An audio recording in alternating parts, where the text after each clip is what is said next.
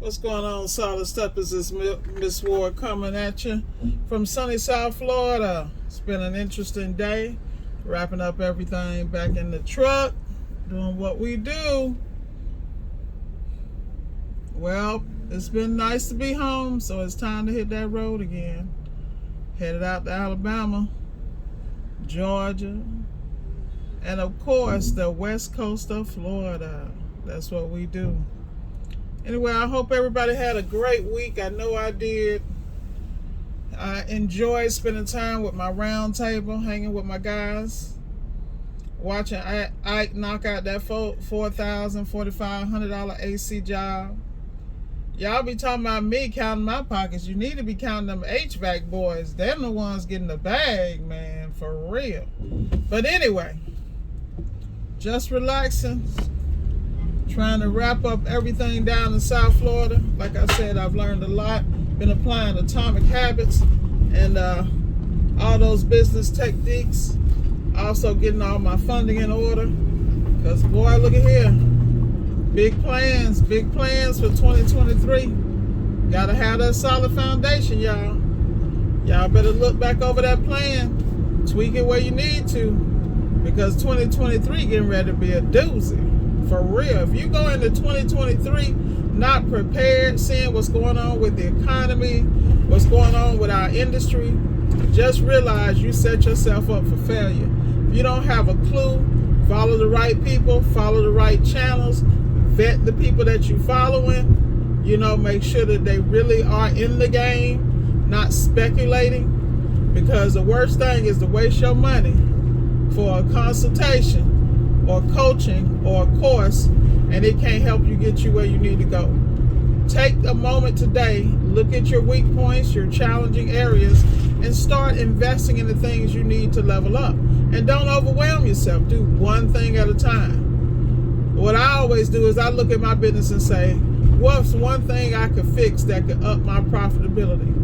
And it always starts with me.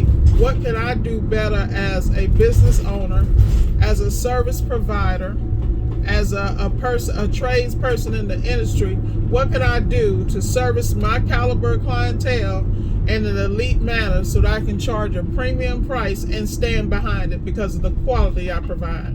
That's all you got to do. It ain't that hard. If you need to level up what you're rolling in, if you got to level up the equipment, and the biggest thing most people have to do is get their skill set in order.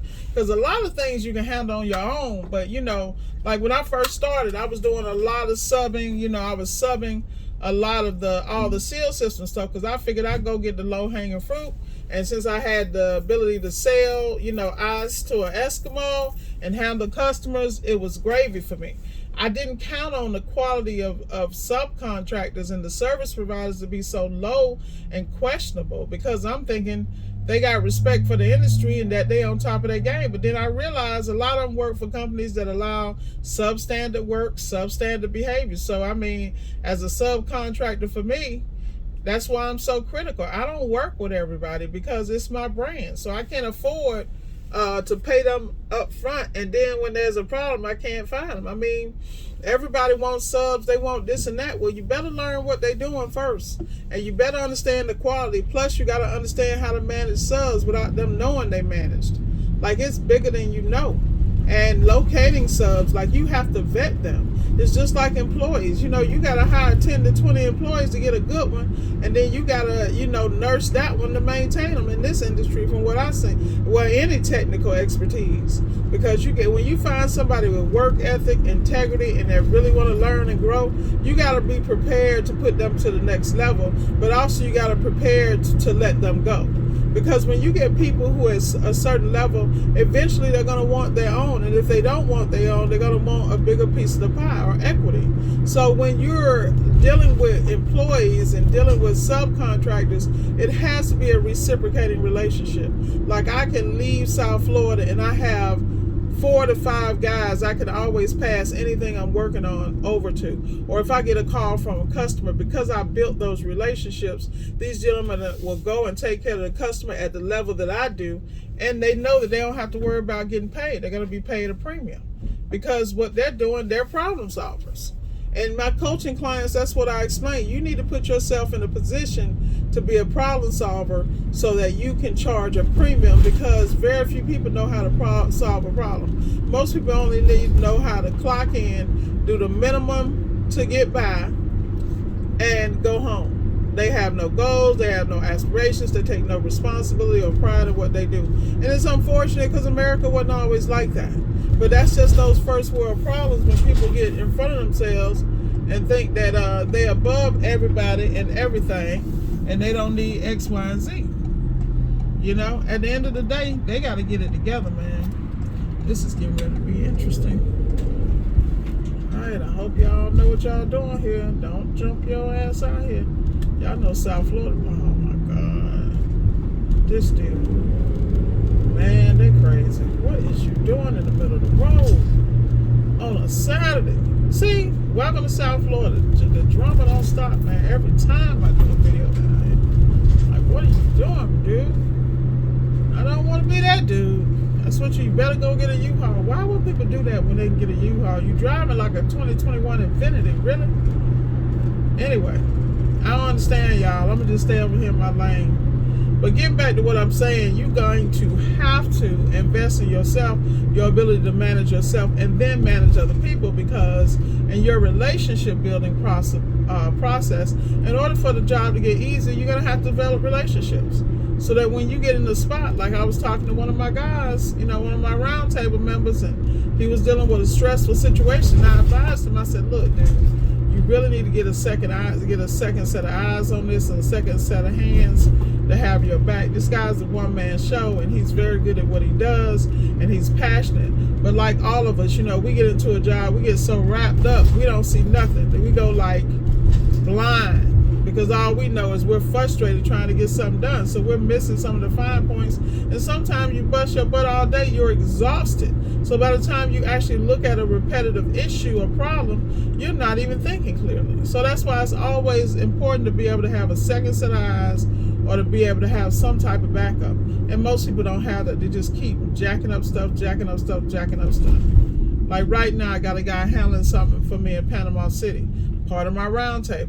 While I'm here on the East Coast, in Southeast Florida, he's over in Northwest Florida dealing with an issue for me, off the table. So, you know, whatever he asks me for, that's what he's going to get paid, because he has solved the problem. So I never have problems taking care of those issues, because that's just good business. But at the end of the day, like I said, y'all ass keep living, boy. Y'all gonna see lots of situations, you know, in a perfect world. That's why y'all is out in these small towns, and yeah, a lot of y'all got it made, but y'all got your own challenges with, you know, certain epidemics. I ain't gonna say nothing about it, but you know what you know. You know, if you know, you know, you know. We all got challenges. You know, you got people trying to affect the industry, level up the industry, and they getting hate left and right from people who don't know what it is to even take on such a huge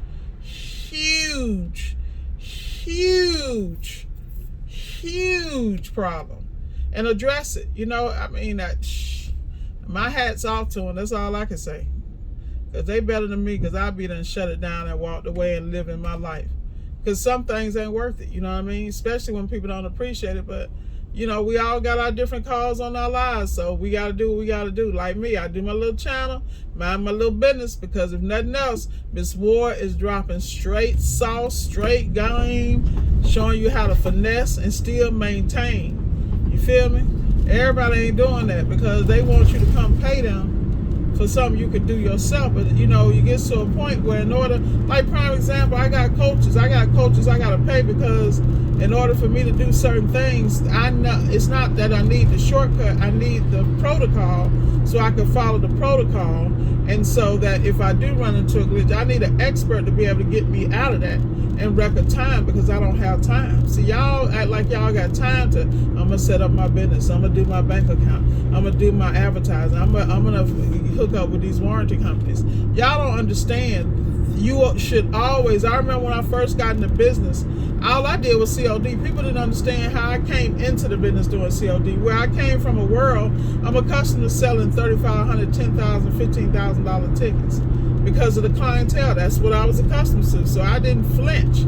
So I just transferred that skill set. I also was accustomed to you know, managing large groups of people in the trades, you know, because I had to have, that's what I did in my corporate life. So, you know, but then there were areas that I had to work on, you know, and still do on it, still do. Because at the end of the day, I'm accustomed to managing in excess of 300 to 500 people in a region, and being able to touch bases with those people, remember each name, make sure that their, you know, morale is where it needs to be, and that if they're having any issues, I resolve them immediately. That's why when I got in the industry, people didn't understand how I could just boom. If there was an issue, I handled it immediately. But I'm built like that, and I'm not gonna ever get away from not addressing and just handling stuff. And sometimes my choices are not popular, but I make them and stand by them. If I make a mistake, I apologize and say I made a mistake, but ain't nothing personal. The problem with it is that most people don't understand the difference between business and personal. You know, I could like people all day long, but if you're affecting my business and my ability to eat short term and long term, then we can't do this.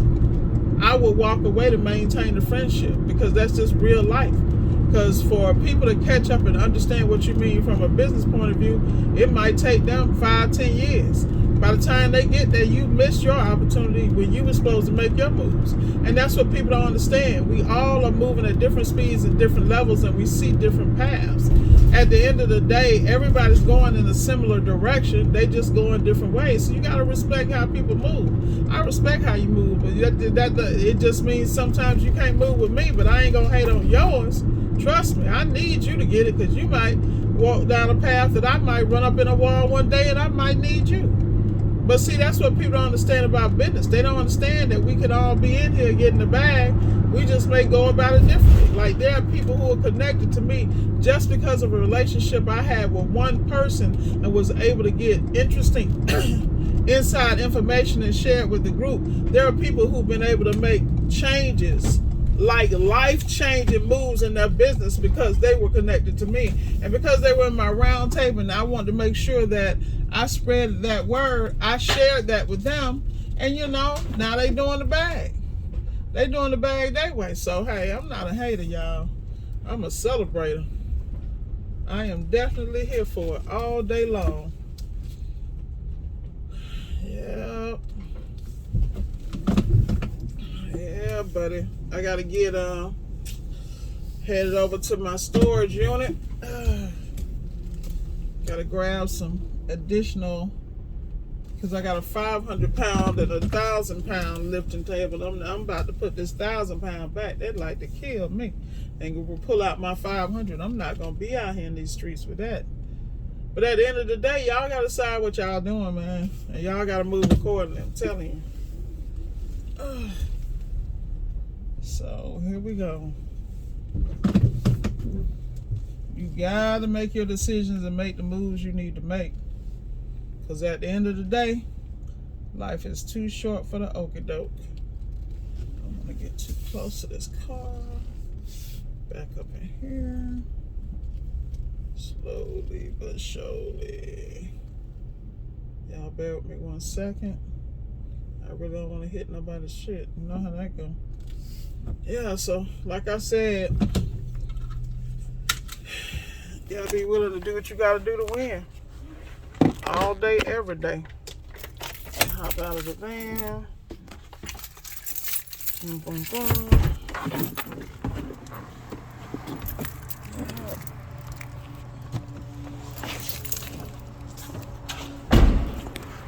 On the road again. We about to hit it one more time. So I really hope y'all doing what y'all need to do. I hope everybody prepping for next week, because